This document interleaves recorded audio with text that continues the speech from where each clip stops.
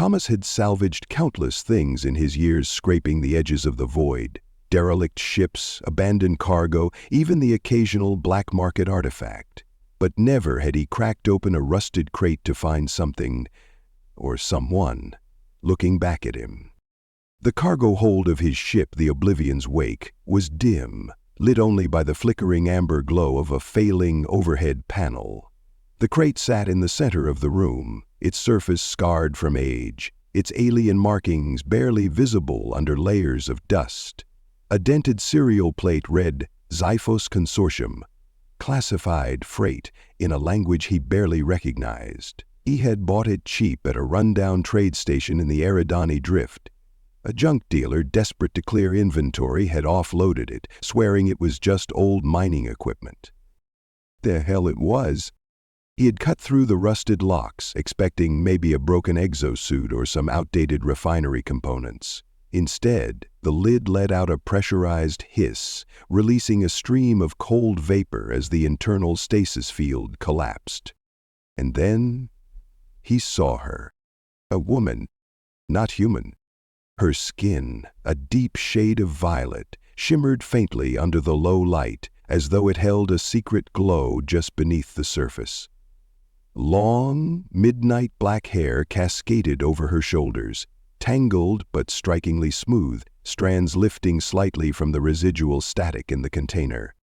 But it was her eyes that locked him in place. Luminous, silver-flected irises staring at him in confusion, and beneath that, then suddenly she moved. The moment she saw him, she lunged. Weak but desperate, she grabbed his arms, her breath a sharp, panicked gasp. "Please," she choked out, her voice rough from disuse. "Get me out." A warning chime shrieked from the crate's interface. Thomas swore and stumbled back, one hand reaching instinctively for his pistol, but he hesitated. She wasn't attacking. She was pleading. The control panel inside the crate was flashing critical failure. The internal systems had begun to spark, the metal structure groaning under its own weight. The stasis pod was failing. Thomas didn't think. He acted. He grabbed her, hauling her from the container just as the containment field collapsed with a violent pop.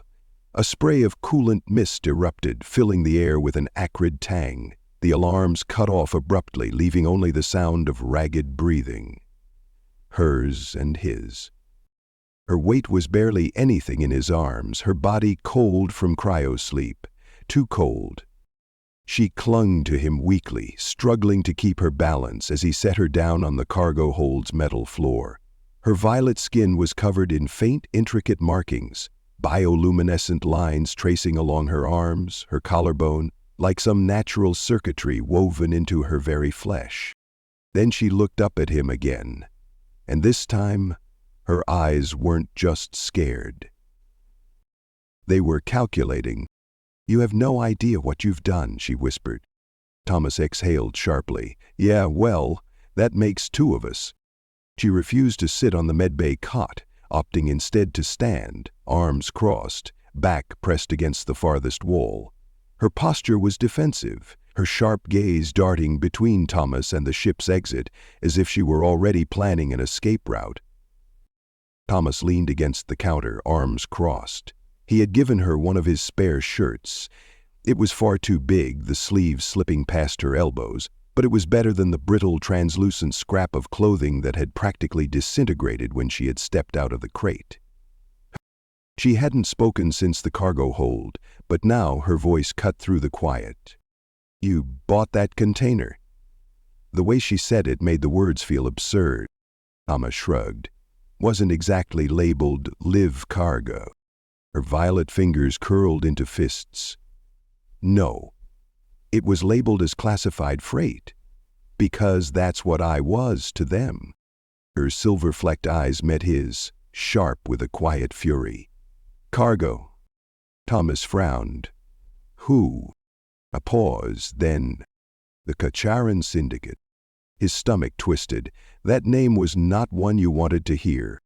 The Kacharan were a notorious slaver faction operating deep in the lawless sectors.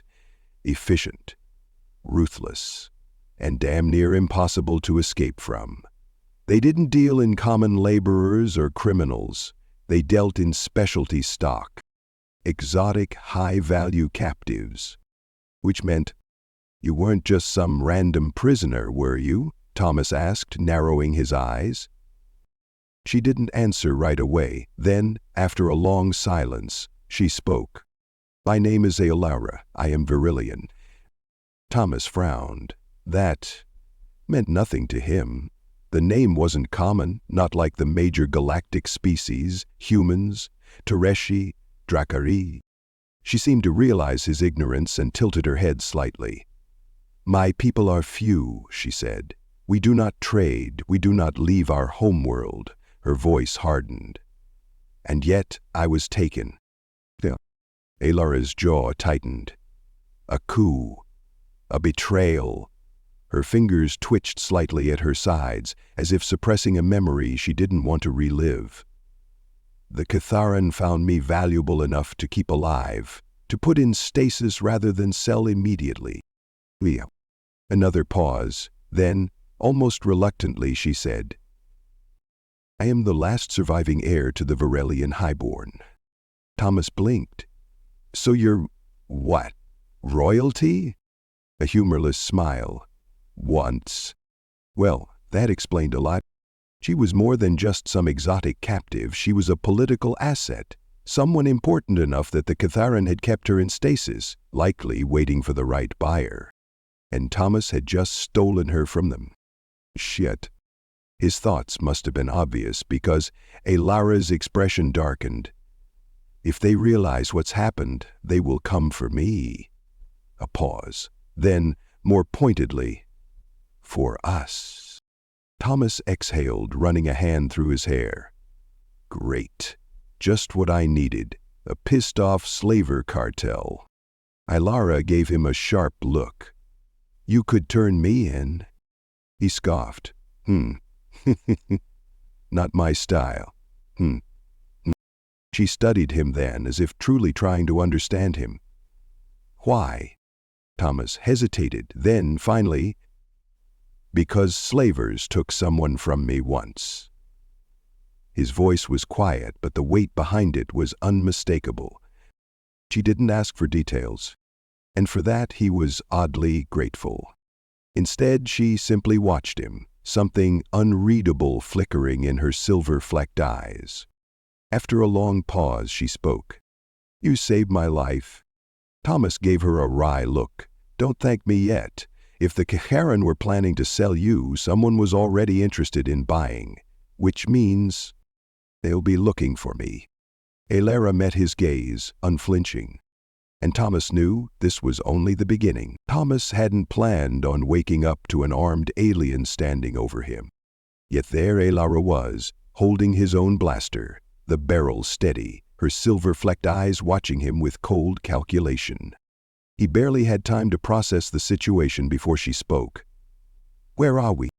Not "good morning," not "thank you for saving my life." Just a demand, sharp and unwavering. Thomas exhaled, rubbing a hand over his face. "Well, good morning to you too." Her grip on the blaster tightened. "Answer me." Thomas sat up slowly, trying not to look threatening. "We're in deep space, near the Eridani drift." He jerked his chin toward the control panel on the far wall. "Jump drives are cooling down. We'll be moving soon." Aelara's gaze flickered toward the console before snapping back to him. "What system?" Thomas narrowed his eyes. "You always wake up pointing guns at people?" She didn't flinch. "Only when I don't trust them." He gave a dry chuckle. "Hell of a way to say thank you." Aelara's expression didn't change. She was testing him, measuring his reactions. Thomas wasn't stupid. She was no helpless captive. She was dangerous, and she knew it. But so was he. "You planning on shooting me?" he asked, nodding toward the weapon in her hands. Aelara studied him a moment longer before, finally, she lowered the blaster. "I don't kill without reason," she said, tossing it onto the bed beside him. Thomas smirked, picking it up. "Good to know." A universe without mercy. Ayala barely touched the food he set in front of her. They sat in the ship's cramped galley, a steel table, flickering overhead lights, the faint hum of the ship's reactor vibrating through the floor. Thomas had slapped together something edible, but she merely poked at it, eyes unfocused, thoughts elsewhere. He leaned back in his chair. Not hungry? She blinked, as if snapping out of some deep internal calculation. No. Thomas watched her carefully. She was recovering quickly. Too quickly. Most people would be struggling to function after an extended stasis period, but Alara had already shaken off the worst effects. Her physiology wasn't just alien, it was advanced. "You're worried someone's coming," Thomas said, watching her reaction. Alara lifted her gaze. "They are coming." Thomas sighed. "You sure about that? The Kakaran deal in bulk. It's possible they just assumed your crate was junk and wrote it off." Alara gave him a look that made it painfully clear how naive that sounded. "I am not just cargo, Thomas." He already knew that, but hearing her say it sent an uneasy chill down his spine. "The Kataran wouldn't have kept me in stasis unless I was valuable," she continued. "They were waiting for an opportunity. Either a buyer, a ransom, or something worse. My disappearance won't go unnoticed." Thomas exhaled sharply. "And if they find out I'm the one who took you?" Avera didn't answer. She didn't have to. Thomas cursed under his breath. Perfect. Just what I needed. A syndicate hunting me through deep space. Alara studied him carefully. "You could still let me go." He scoffed. "And what, dump you at the nearest station so the next group of slavers can pick you up? No thanks." For the first time, something shifted in her expression. Surprise. "You would risk that?" Thomas shrugged. "I don't deal in people.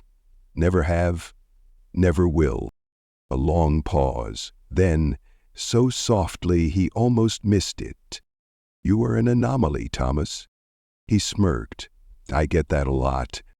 As the hours passed, Alara slowly revealed pieces of her past. The Virelian people were nearly extinct, once an advanced civilization, now little more than whispers in the void. Their technology had outpaced their ability to defend it.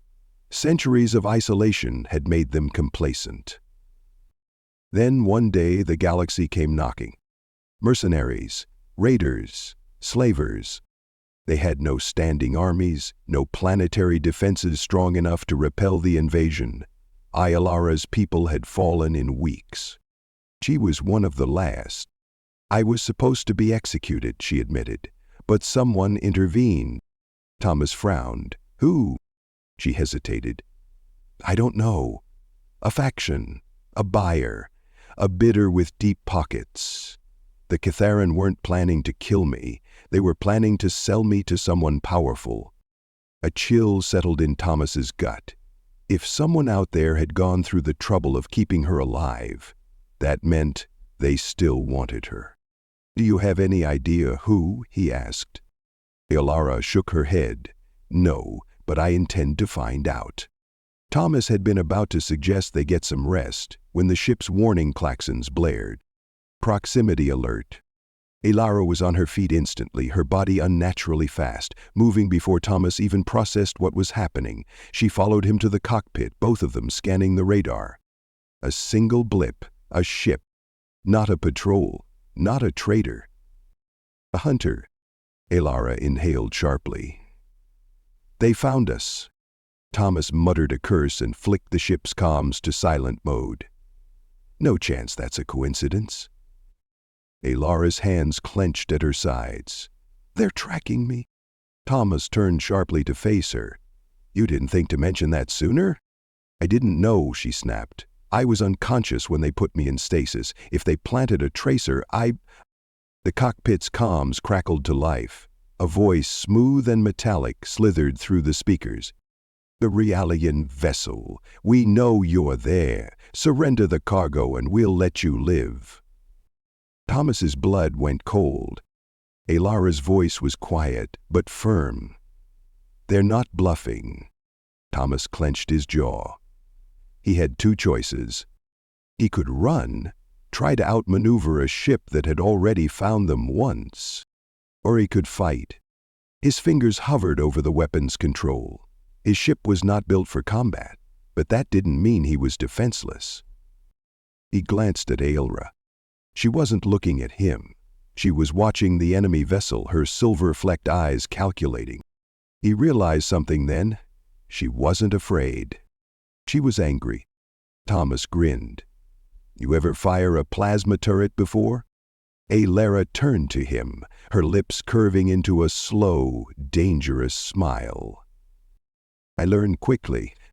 Thomas powered up the ship's defenses. Good. Because something told him this wasn't just a bounty hunter. This was only the beginning. The enemy vessel drifted in the dark, a menacing silhouette against the scattered glow of distant stars. Its hull was sleek, predatory, designed for pursuit and capture. The Kitharan Syndicate didn't send ordinary bounty hunters. They sent professionals. And professionals didn't miss. Inside the Oblivion's wake, the air crackled with tension. Aelara's silver-flecked eyes were locked on the tactical display, her fingers hovering over the turret controls. Thomas sat at the helm, muscles tight, eyes scanning for the smallest window of opportunity. Then, the enemy comms channel crackled to life. "Iralian vessel, we know you're there. Surrender the cargo and we'll let you live." The voice was smooth, artificial, and entirely devoid of emotion. A synthetic proxy. Katarn captains rarely dirtied their hands with negotiations. Thomas exhaled sharply, rolling his shoulders. He flicked on the outbound channel. "Yegmi. See, I've got a real problem with ultimatums." And then he cut the transmission. Aelra turned to him, brow arched. "You could have stoled them." Thomas smirked. "Why waste time when we both know how this ends?" The moment he spoke, the enemy vessel opened fire. A blinding streak of plasma sliced through the void, narrowly missing the hull. The ship lurched, artificial gravity compensating as the Oblivion's wake swerved hard to avoid another volley. Aelara's fingers tightened on the targeting controls. She didn't hesitate. She fired. The turret roared, sending a bolt of concentrated plasma straight at the enemy. The shot connected, but their shields flared, absorbing the impact. "They're reinforced," Aelra muttered, eyes narrowing. "Figured as much." Thomas gritted out, throwing the ship into a barrel roll to dodge another blast. The vessel wasn't built for combat. It was a salvager's ship, not a war machine. But that didn't mean they were defenseless. Thomas flipped a switch. The secondary thrusters ignited, sending the Oblivion's wake into an unpredictable spin. The enemy ship hesitated. That was all the time Aelra needed. She fired again. 2 quick shots, precise and deadly. The first slammed into the enemy's forward shields, overloading them. The second hit exposed hull plating. The explosion rippled outward, tearing a gash along the ship's flank. The vessel veered sideways, losing control. For a moment, Thomas thought they might have actually won. Then the enemy's autocannons spun to life. "Shit." Aelara's gaze snapped to the display. "They're locking onto us." Thomas's grip tightened on the controls. "Hold on." He dived the ship hard, angling straight toward the nearest debris field. The moment they entered, asteroids loomed in every direction, jagged and waiting. Behind them, the enemy ship pursued. Aelra turned to him, tense. "You're going to get us killed." Thomas grinned. "Not if I do it first." Then he cut the thrusters completely. The Oblivion's wake stalled, spinning violently in zero gravity. The enemy vessel, moving too fast, shot past them, directly into the asteroid field. They had no time to correct course. A massive chunk of rock collided with their hull, crushing their right wing. The ship lurched violently, a secondary explosion following. Then, silence. The enemy vessel drifted, its engines flickering, its weapons offline. Thomas didn't wait. He re-engaged thrusters and spun the ship around. Fire? Alara didn't hesitate. The final shot pierced the weakened hull, straight into their reactor. A single moment of eerie stillness. Then the enemy ship detonated, scattering fire and debris into the void. Alara exhaled, gripping the console. Her hands were steady. Thomas let out a breath he hadn't realized he was holding. He leaned back, running a hand through his hair. "Well," he muttered, "that was fun." Alara turned to him, expression unreadable. "That was your plan?" He smirked. "Worked, didn't it?" She shook her head, but there was something new in her gaze. Not just surprise. Respect. The ship drifted in the quiet aftermath. The only sound was the low hum of the engines, struggling to stabilize after the fight. Thomas pushed himself out of the pilot's seat, rolling the tension from his shoulders. He glanced at Alara. "You good?" She nodded, but he didn't miss the way her fingers twitched at her sides. The adrenaline was wearing off. She had killed for the first time today. Most people hesitated, most people froze. Alara had fired without blinking. "You don't regret it," he observed. Alara looked at him, violet skin catching the dim glow of the cockpit's lights. "Should I?" He held her gaze. "I don't know. Should you?" A beat of silence. Then, softly, "I regret that it had to happen." That Thomas could understand. He exhaled and leaned against the console. "So, what now?" Alara didn't hesitate. "We find out who was trying to buy me." Thomas's jaw tightened. "And how exactly do you plan to do that?" Her silver-flecked eyes met his. "We go to the red market." His stomach dropped. "You're serious?" She crossed her arms. "You have a better idea?" Thomas did. It just involved a lot more running and a lot less walking into the galaxy's most dangerous black market. "The red market is suicide," he said. "It's not just one place, it's a network, a dozen criminal syndicates, smugglers, warlords, black market AI traders." Alara's expression didn't waver. "Then that's where we need to be." Thomas exhaled sharply. She wasn't wrong. If someone had put out a bounty for her, the red market would have a record of it. But it wasn't just slavers who worked there. It was also the last place someone like Alara should ever set foot. "You understand what you're asking, right?" he said. "You're valuable, and not just to the Catharan. You walk in there, and every crime lord with a pulse is going to want a piece of you." Alara tilted her head. "Then let's make sure we leave before that happens." Thomas gave her a look. "You say that like it's easy." She smirked. "I learn quickly." Of course she did. Thomas sighed, defeated. "All right, fine. We do this your way." He punched in the new coordinates. The ship's engines rumbled as the hyperspace drive engaged. "Red market it is." Alara nodded, then turned her gaze toward the viewport.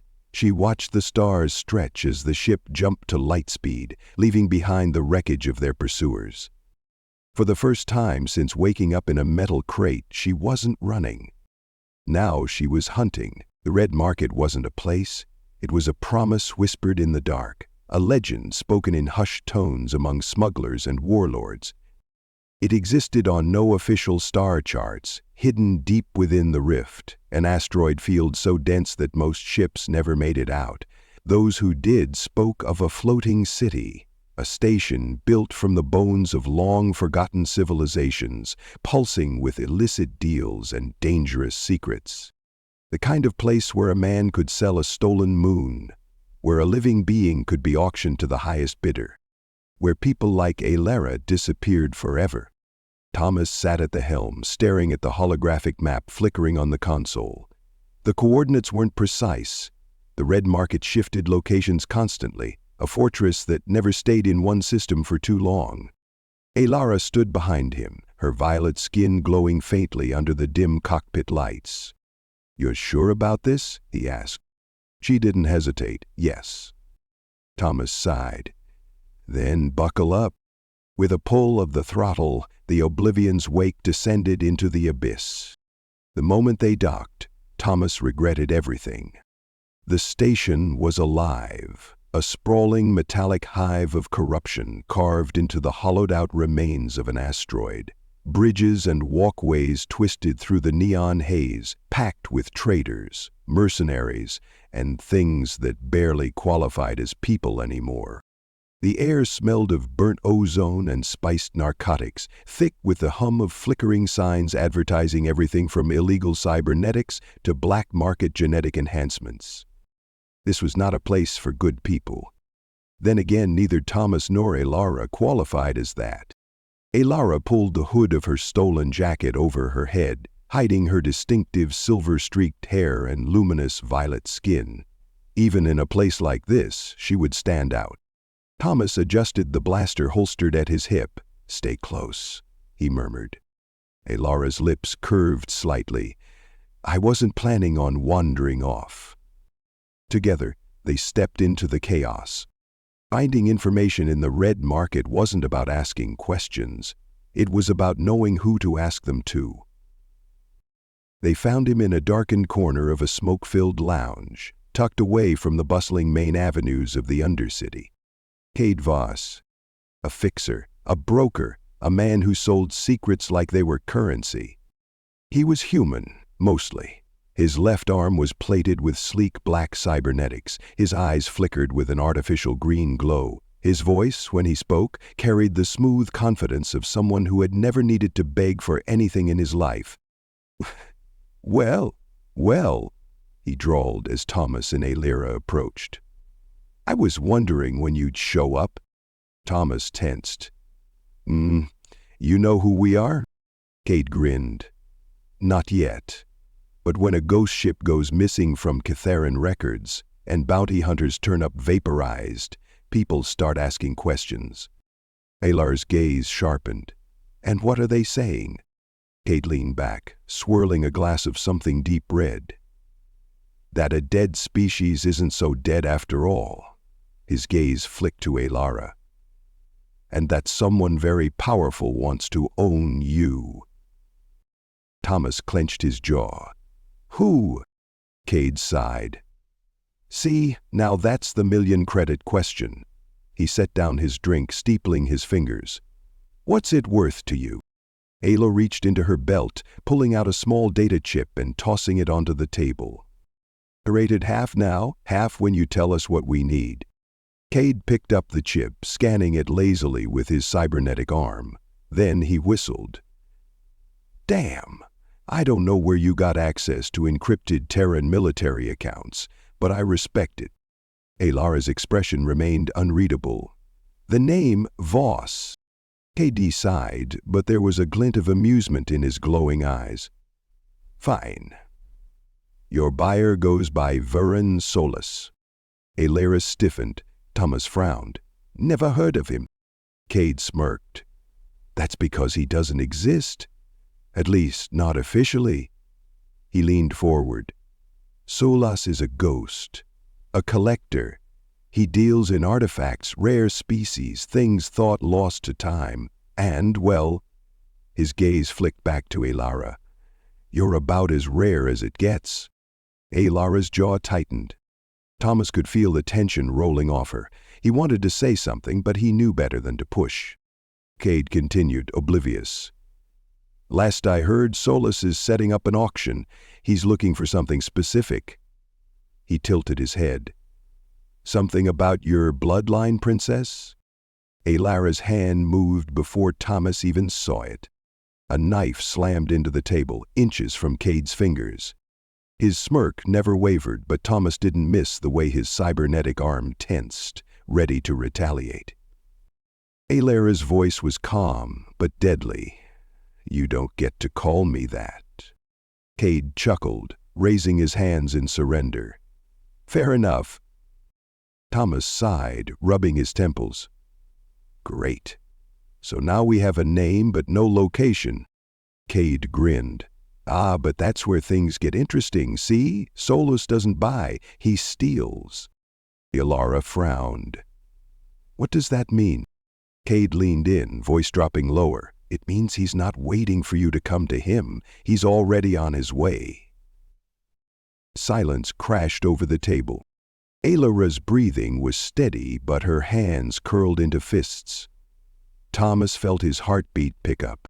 How do you know? He asked. Cade smirked. Because he hired the siren. Aelara inhaled sharply. Thomas cursed. The siren was not just another bounty hunter. She was a legend, whispered about in the dark corners of the galaxy. She didn't chase targets, they ended up in her hands, whether they wanted to or not. If Solus had sent the siren, then they were already out of time. Thomas shot up from his seat. We need to go, now. Cade laughed, lifting his glass. Pleasure doing business with you. Aelara pulled her knife from the table, eyes burning.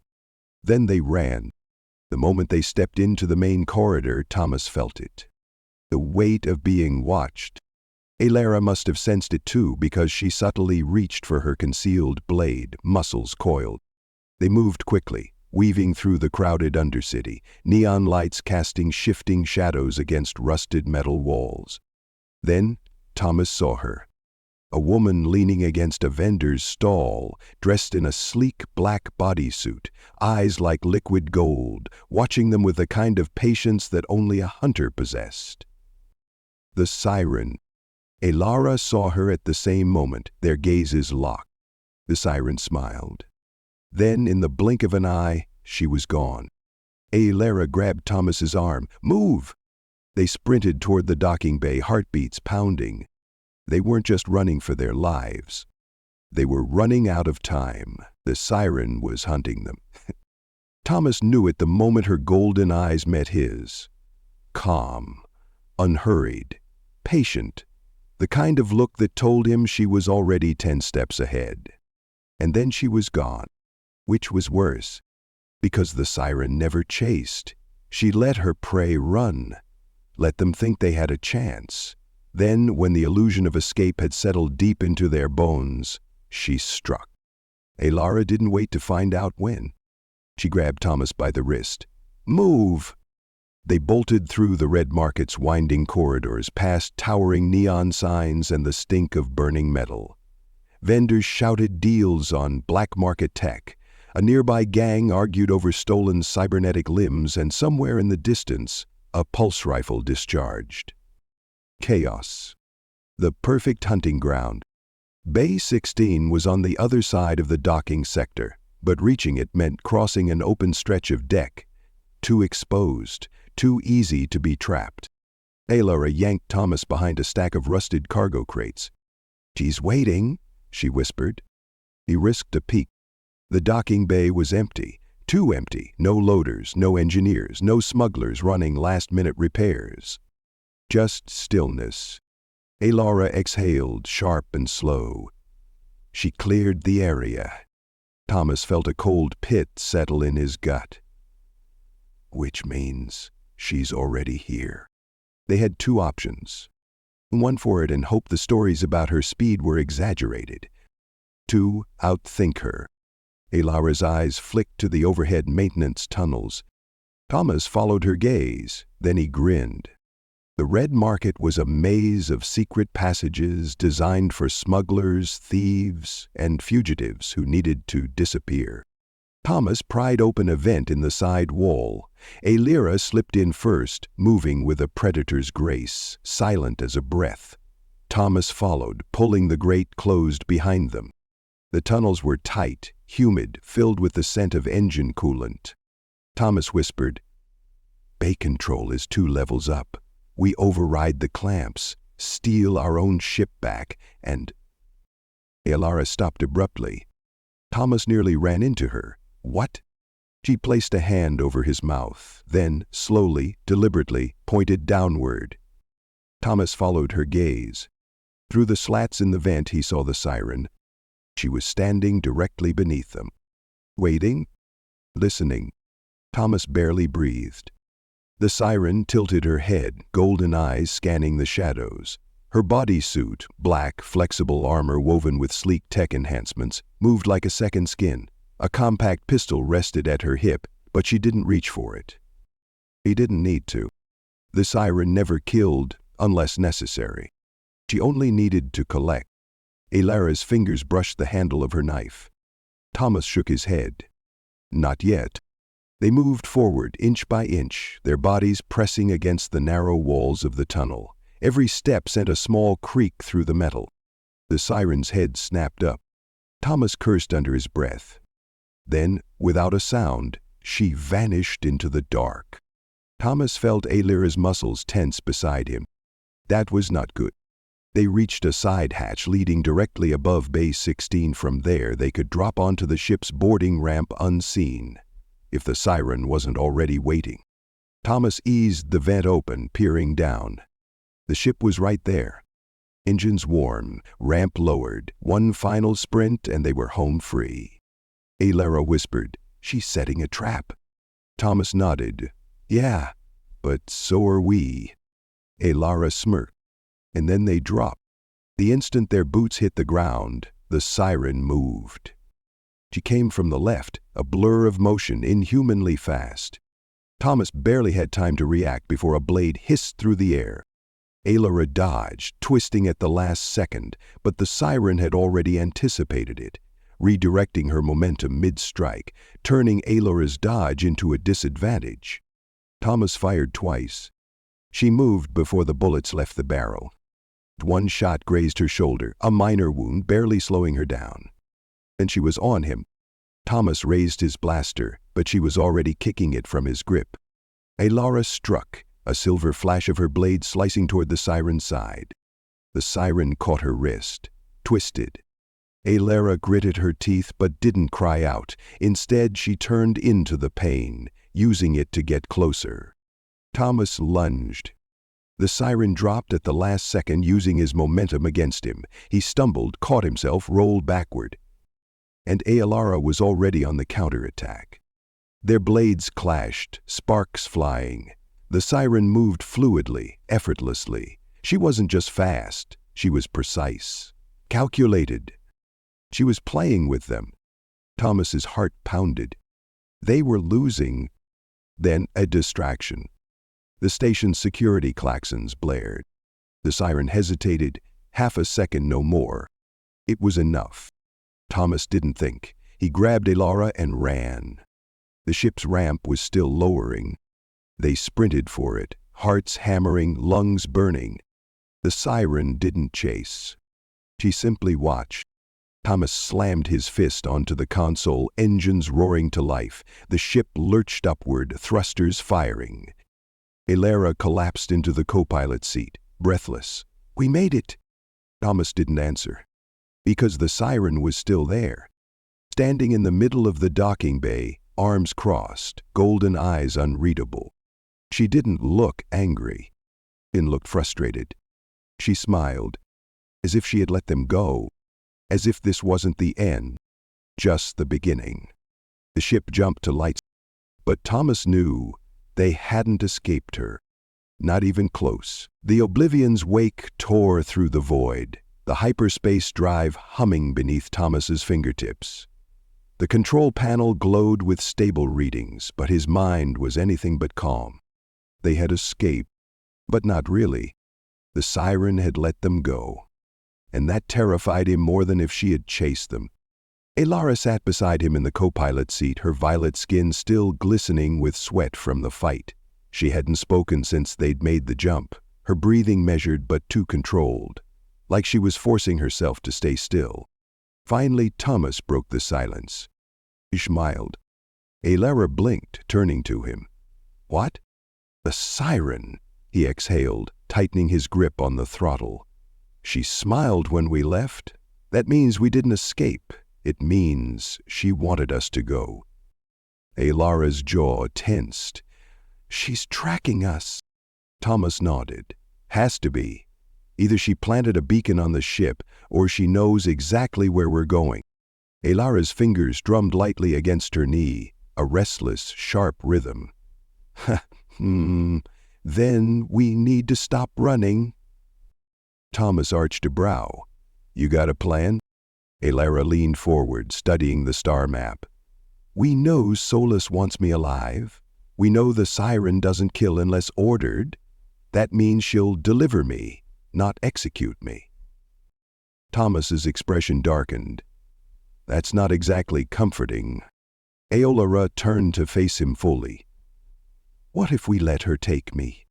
Silence. Thomas stared at her like she'd lost her damn mind. "Yeah, no, not happening. It's the only way. Not if the alternative is you ending up in a cage." Aolara's silver-flecked eyes burned. "We don't have a choice." Thomas stood, raking a hand through his hair. "We always have a choice." "Do we?" She stood too, stepping toward him. "Because right now, we're two people against an entire syndicate that won't stop until I'm in their hands. We barely survived one bounty hunter. What happens when they send a fleet?"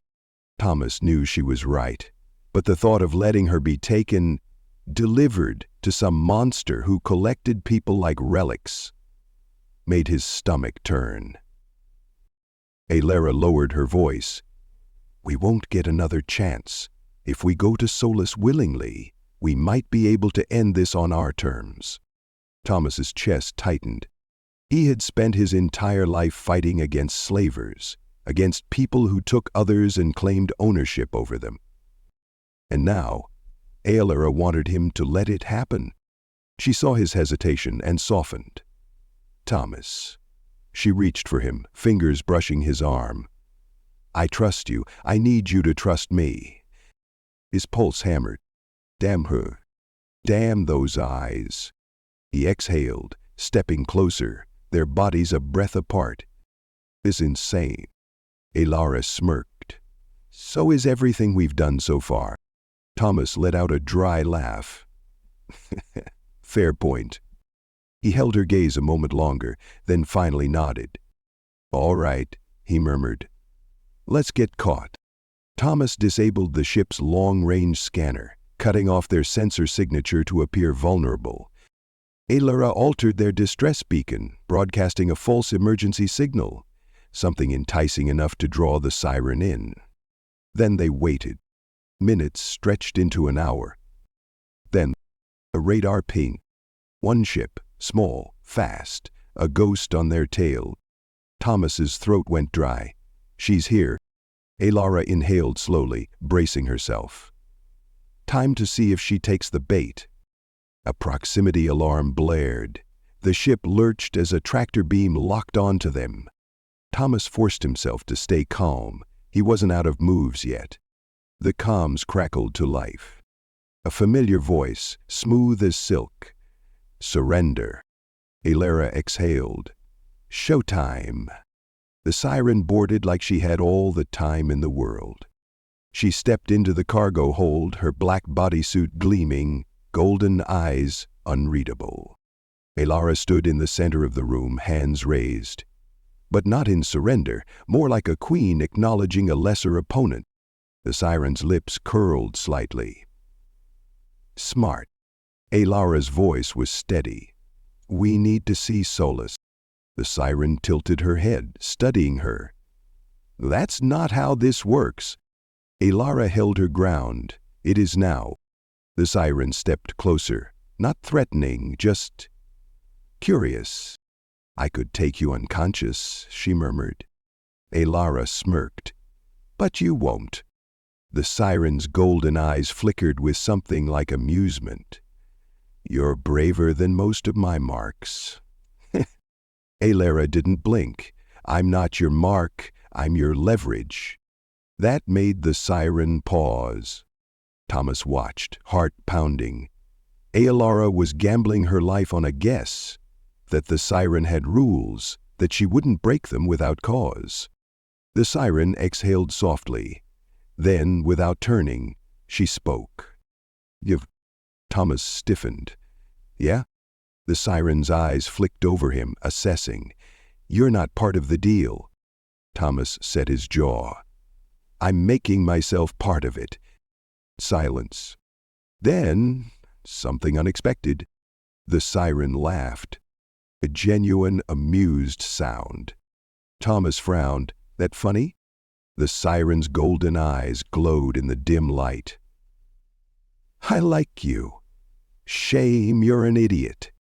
Before he could reply, she pulled a small device from her belt, a neural inhibitor. Alara barely had time to react before the siren pressed it to her neck. Alara gasped, not in pain, but in sudden stillness.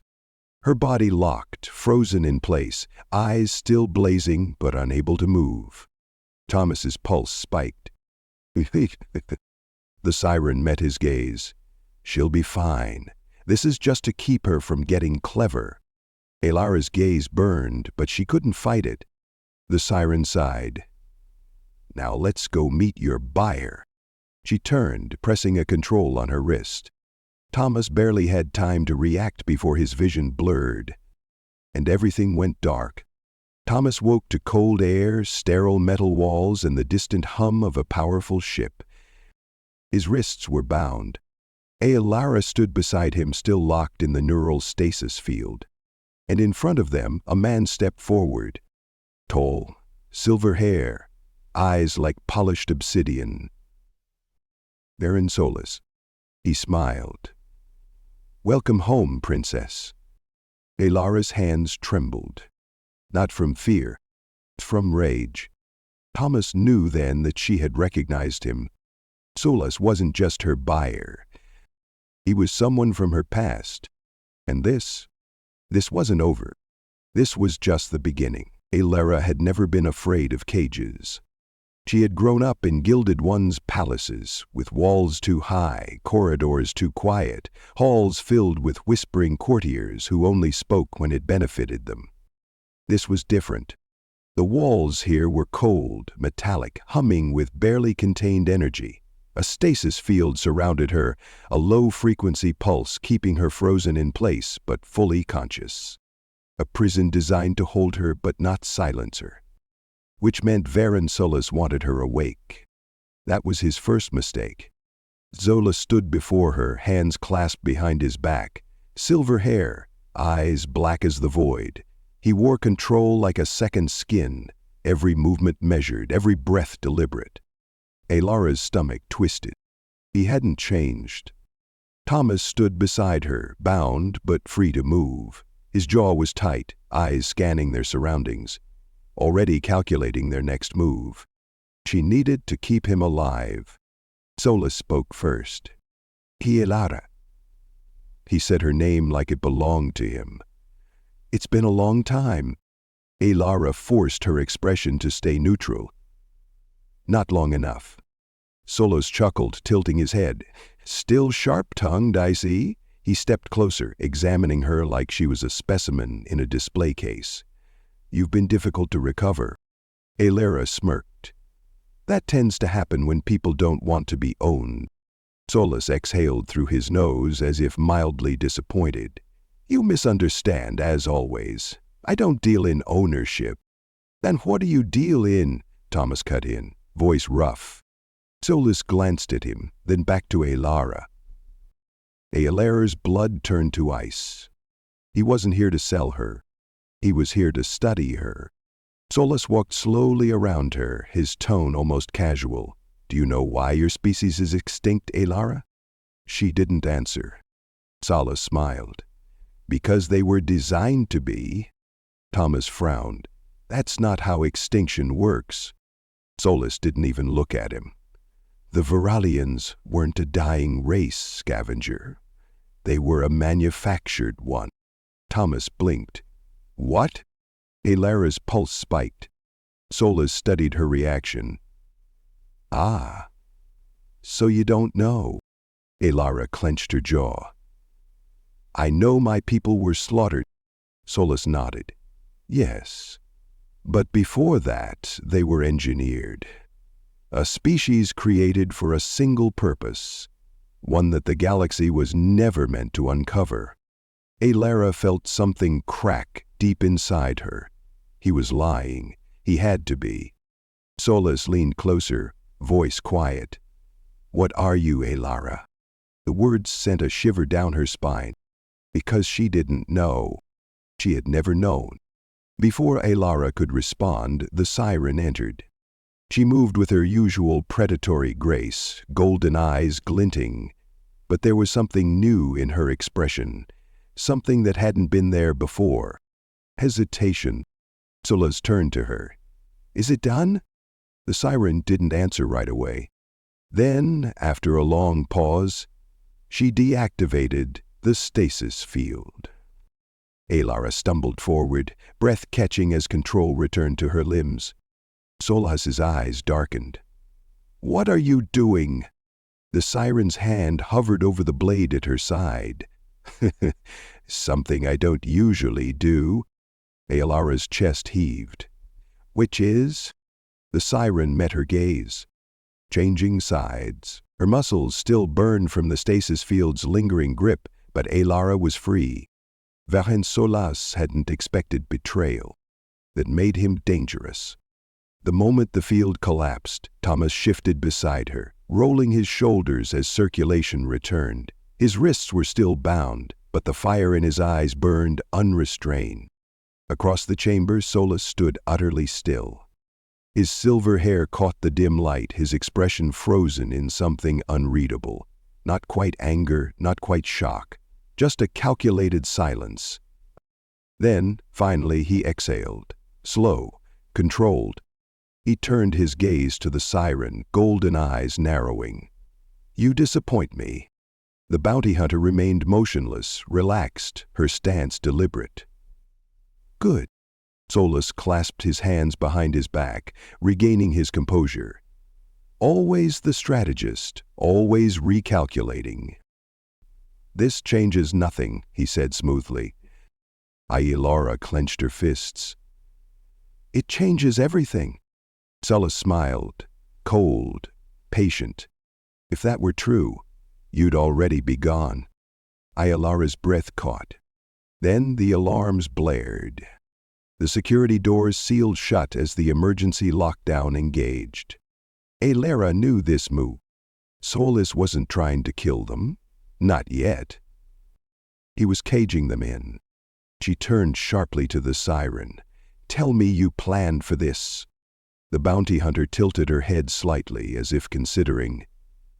"I accounted for possibilities." Thomas, still shaking out his arms, scoffed. "That's not comforting." Solas watched them like a man who had already won. "You were always clever, Alara," he mused. "But cleverness without foresight is just another form of recklessness." Alara's jaw tightened. "And yet you're the one losing control." Solas chuckled. "Emma." He pressed something on his wrist. The floor shook. Panels along the walls slid open, revealing drones, sleek silver-bodied machines hovering silently, energy pulses charging in their cores. Alara tensed.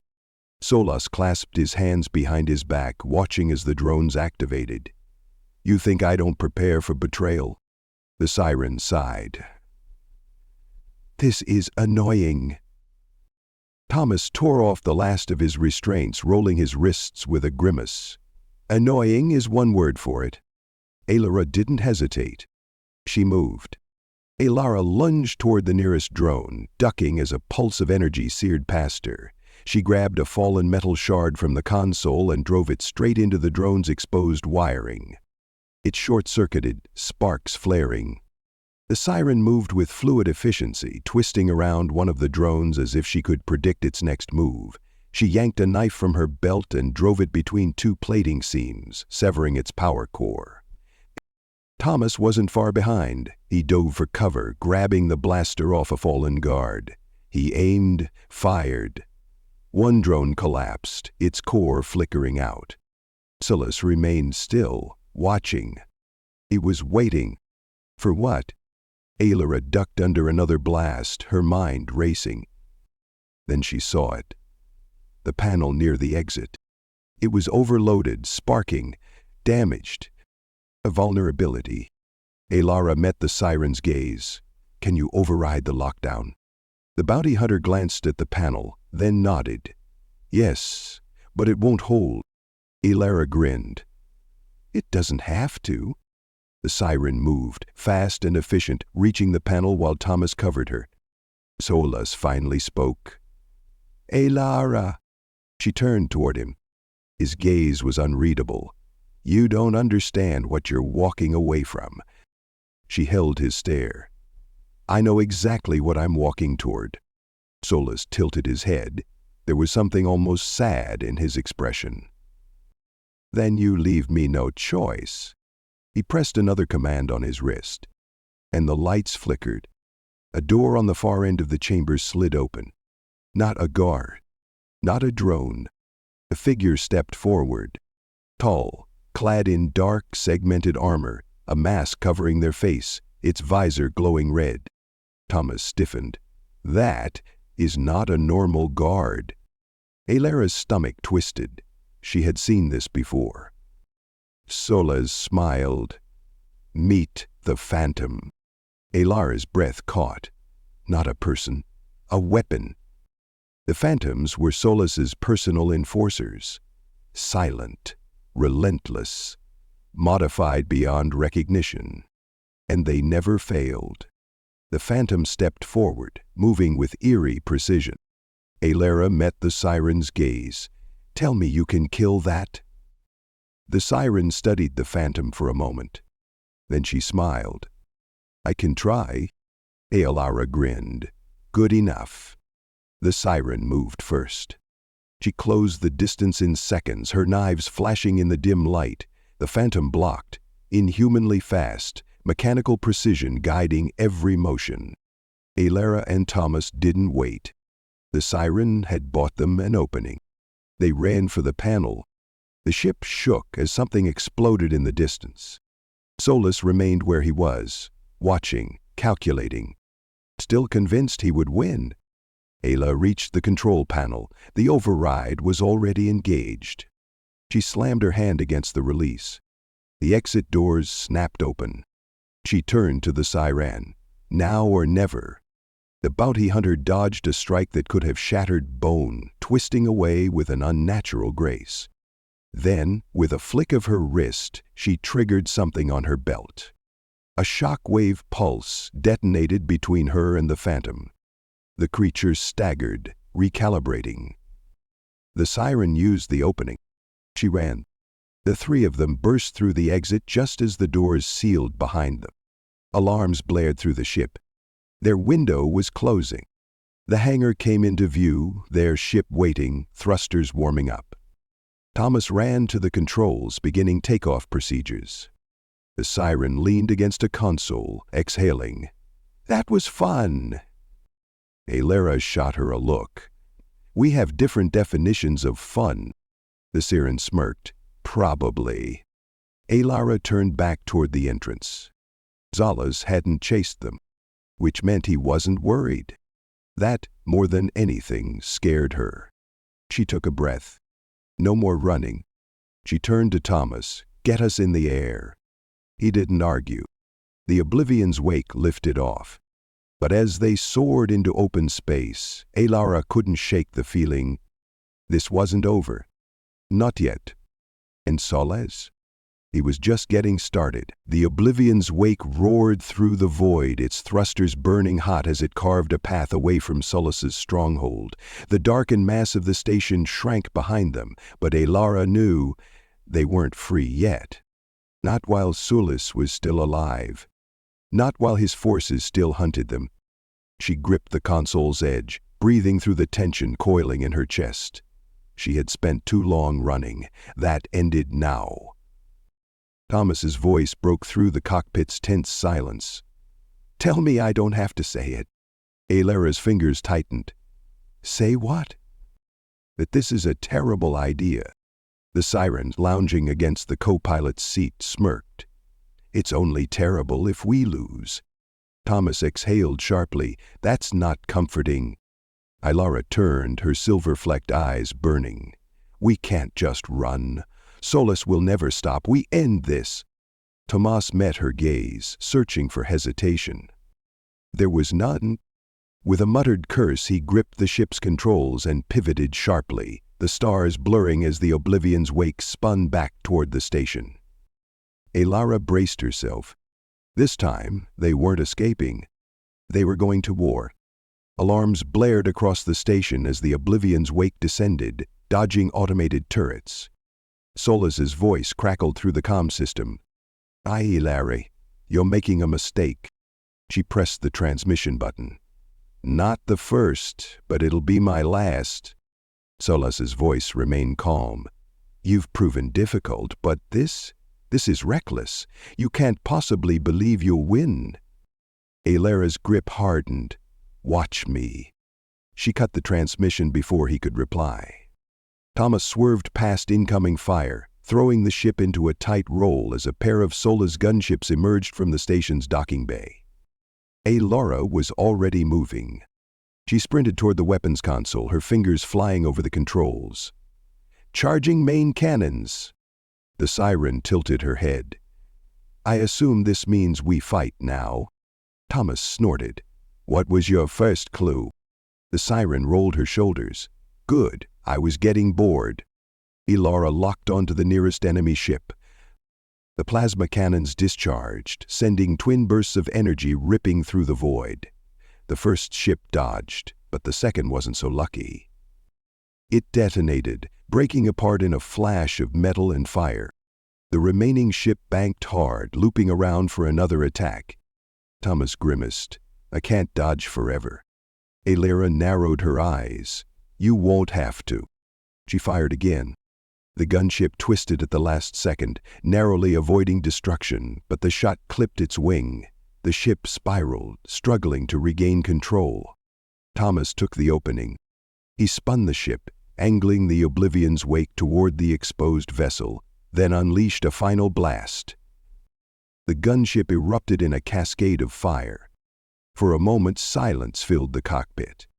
Then the siren exhaled. Efficient. Thomas didn't look away from the controls. "We're not done." Alara followed his gaze. The station's main hangar doors were opening, and something big was coming through. The Phantom-class warship that emerged from the docking bay was twice their size, its hull plated with reinforced shielding. Alira's stomach tightened. The siren's lips pressed together. "That's unfortunate." Thomas swore. "We're not getting past that thing." Alira inhaled slowly. "Think. They couldn't outgun it, but they could outmaneuver it." Her gaze flickered to the station's energy core, visible through the lower docking bay. "A weakness." She turned to Thomas. "Get us underneath it." He hesitated. "That puts us right in its firing line." Alara's jaw tightened. "Exactly." Thomas swore again but followed her lead. The Oblivion's wake dived, skimming the station's surface, weaving through its underbelly. The warship followed, locking onto them. Alara gritted her teeth, fingers flying over the weapons console. "Redirecting all power to shields. When I say, pull up." Thomas gripped the controls. "I really hope you know what you're doing." Alara's eyes burned. "Me too." The warship fired. The Oblivion's wake shook violently, shields flaring under the impact. Alara shouted, "Now!" Thomas yanked the controls upward. The ship shot toward the upper levels, just as the warship fired again, directly into the station's exposed power core. For a fraction of a second, nothing happened. Then, the station erupted. Shock waves rippled through space as the explosion consumed the station, tearing through its structure. The warship was caught in the blast, shields failing as fire engulfed it. Alara watched as the control center crumbled. Solas had spent years building his empire, constructing walls of power, secrecy, and control. And now he was buried beneath them. The siren let out a low whistle. That was satisfying. Thomas exhaled, hands still gripping the controls. That was insane. Alara didn't answer. She watched the destruction unfold, her heart steady, resolved. She had ended it. And yet, A small, quiet voice in her mind whispered, "Is it truly over?" The Oblivion's wake drifted through the aftermath, the wreckage of Solas's empire floating in the dark. For the first time in a long time, Aelera felt something unfamiliar. Freedom. She turned to Thomas, his face still etched with disbelief. He smirked. Well, that was one way to settle things. Aelera smirked back. No more running. Thomas met her gaze. No more running. The siren leaned against the console. So, what now? Aelera exhaled, staring out into the endless stars. "Is still more to learn," she murmured. Thomas tilted his head. "About your past?" She nodded. Solus had hinted at something deeper, a purpose beyond what she had known, and she intended to find it. Thomas watched her, then smiled. "All right. Where to?" Aelera's lips curved. "Wherever the stars take us?" The Oblivion's wake engaged its thrusters, disappearing into the unknown. This time they weren't running. This time they were chasing something greater. The Oblivion's wake drifted through the wreckage of Aaron Solus's fallen empire, the debris of his station floating like silent ghosts in the void. Fires still burned in the shattered remains, consuming what was left of his ambitions. And yet Aelera felt no relief. Something lingered, a whisper of unfinished business. She stood at the ship's viewport, staring at the devastation, her arms crossed tightly over her chest. The weight of everything, the lies, the revelations, the unknown future, pressed against her ribs like a slow-moving vice. Solus had died too easily. Worse, not at all. Thomas leaned against the cockpit's doorway, arms folded, his gaze heavy on her back. "You're thinking too hard." Aelera didn't look away from the window. "We didn't see a body." The siren, lounging in the co-pilot seat, let out a slow exhale. Men like Solus don't die quietly." Thomas tilted his head. "Yeah, but if he somehow made it out of that, he'd be floating in deep space with no resources and no fleet." The siren smirked. "And if he didn't make it out, then he's dead." She paused, which, personally, I find preferable. Aelera exhaled, forcing the tension from her shoulders. "I just want to be sure." Thomas studied her, then nodded. "We can scan for escape pods." Aelera turned toward the console, fingers moving swiftly over the controls. The ship's scanners pulsed outward, sweeping the wreckage, searching for signs of life. Silence filled the cockpit as they waited. The results flickered onto the screen. Aelera stiffened. One signal. Weak, distant. "Damn it," Thomas muttered. The siren sighed. "I should have bet on this." Aelera's grip tightened. "Pull it up." Thomas tapped the controls, bringing the signal's details into focus. It was an emergency beacon, faint but functional. Aelera's stomach coiled. It wasn't from Solus's main fleet. It was from a private escape vessel. The transmission was scrambled, but Aelera knew. She knew. Varine Solus had survived. Silence stretched between them before Thomas finally spoke. "So, what now?" The siren raised a brow. "Do you even have to ask?" Thomas exhaled sharply. "I was hoping one of you would suggest something rational." Aelera's hands hovered over the console. She could walk away now, let Solus drift, let fate decide whether he lived or died. But that wasn't who she was. Not anymore. Aelera met Thomas's gaze, silver-flecked eyes burning. "We end this."